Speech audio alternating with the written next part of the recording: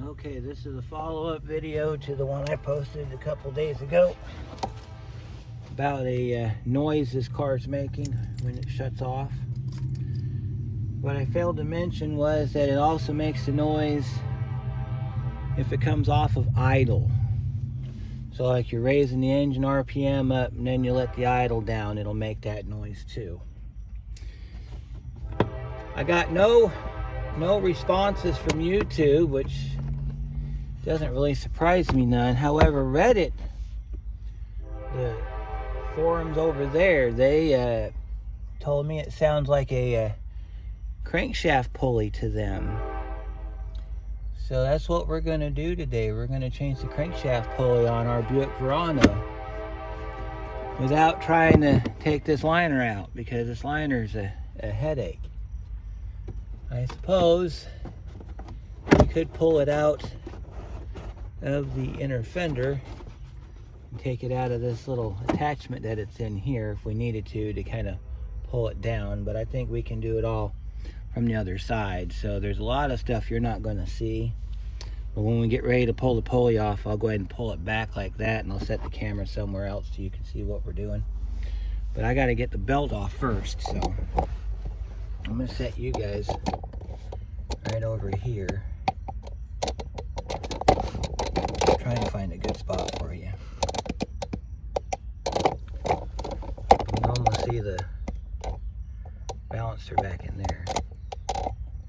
You see it back in there? So I'm going to pull you back a little bit so you can kind of get a better idea. So this belt's stupid easy to take off, so I'm going to get my ratchet up in there, and I'm going to find my tensioner, which is right here, and we're going to get our belt to where we can take it off.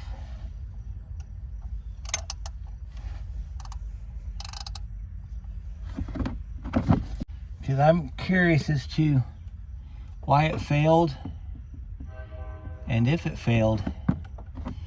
So we got to get our 21 sockets and take that bolt out.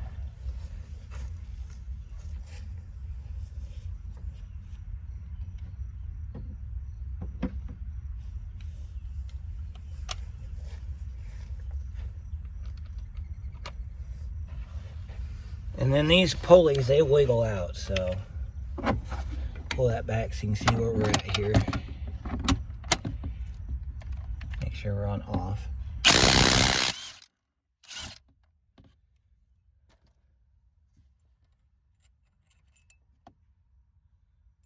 Alright, and we gotta reach in here.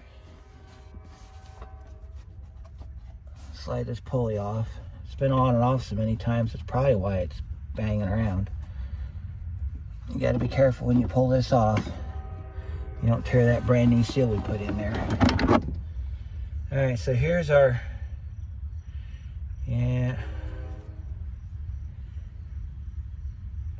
Alright, let's go to the bench. We got to compare our old pulley to our new pulley. Let's see what we got going on here.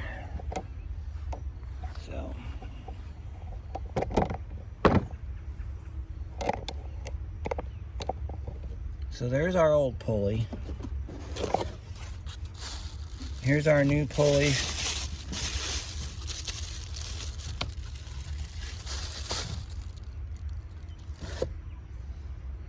Alright, so we got to check this diameter first. So we're going to put the two of them.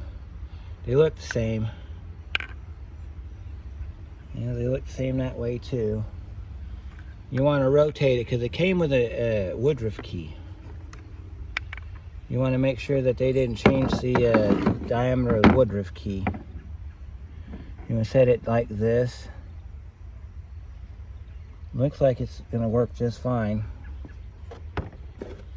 So, the way these are designed, that rubber in there will break down over time. It'll cause these to sound like a bell's going off. Because what happens is this thing rocks back and forth. The newer design, it still has that rubber, but there's not as much of it. So it relies a lot more on the the inner weight, which is what this big round space is here. It's considered a weight. And if you look at it from the back side, it looks like one piece, but then if you look at it from the front, it's actually a two-piece unit right there. So we're going to put this on. If it works, I'll give you a part number in case you're having this same problem on your car. Now this pulley here works on every GM from 97 to 2017 that has an Ecotec engine. 2.0, 2.4, 2.2, I think the 1.6 and the 1.4, but I'm not for sure on those ones.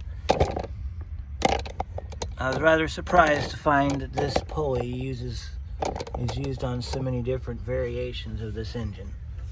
So, and I've never had one go bad on one of these either, so this is all brand new to me.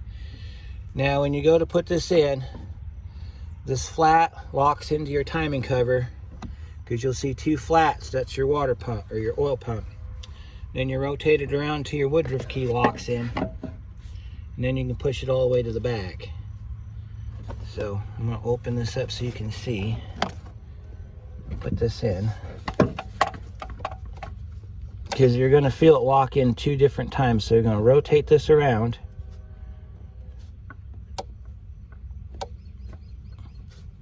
Alright, we got to find our flats. Our flats are right here. And you'll feel it slide in. And you want to rotate it until it falls all the way back down in. Alright, see that? It's all the way in. Nice and flat up against the timing cover. Make sure that your space is nice and sealed. Make sure that it's all the way in. Yep, no play in that game. Take your big bolt, put it back in the hole. I like to hand tighten these in. And then when they're all the way down and you can no longer hit them with your hand or turn them in with your hand, then put the impact on it.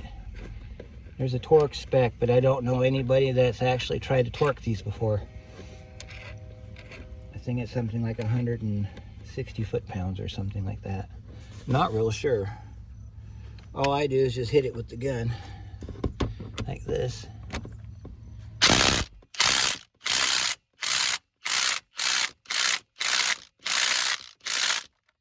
Stops moving. Now I gotta put our belt back on, and then we'll try to start the car and see what it does. So let's get our belt back on. This is one of the easiest belts to do. You only got 3 pulleys, but problem that you have is how close that tensioner sits to the crankshaft pulley. That's your only issue. You can get the alternator wrapped around, and you can get the air conditioning wrapped around.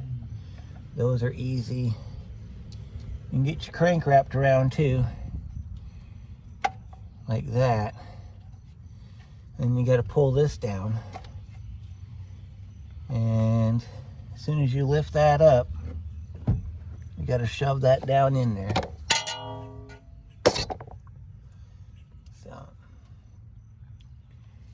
Get your belt where you want it. Make sure it's on all the pulleys. Alright.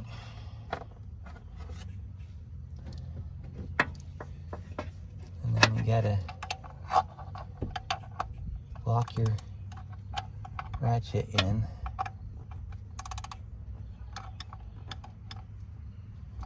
Make sure it's all the way in.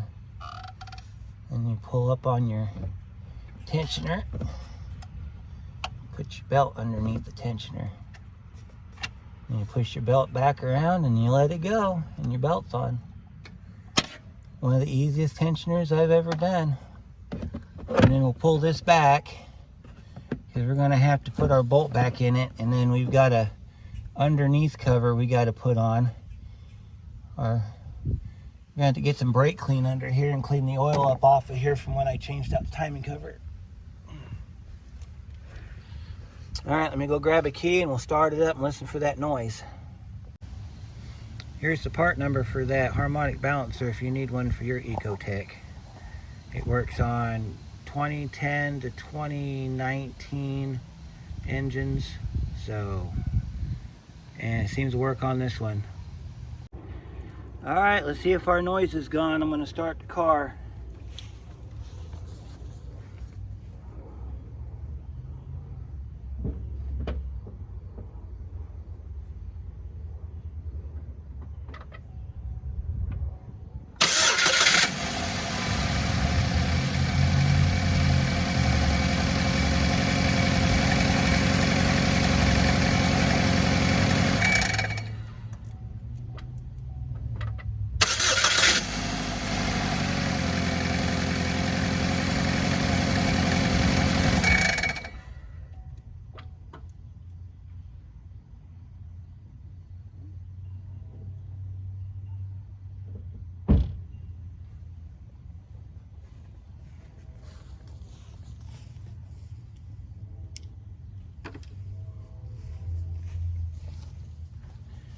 The original bell ringing is gone, however the other noise is still there. But I'm starting to think that maybe that's due to the timing chain. It's not making a big racket like it was before. So I'm going to go ahead and send it home. I'm done with it. That noise should go away after they drive it a little bit, even though I've never had that happen before where it has that noise afterwards. But the bell ringing is gone. So it was the harmonic balancer that was bad. So I'm going to get the skid plate put back on under here and call the customer and tell them they can come pick their car up.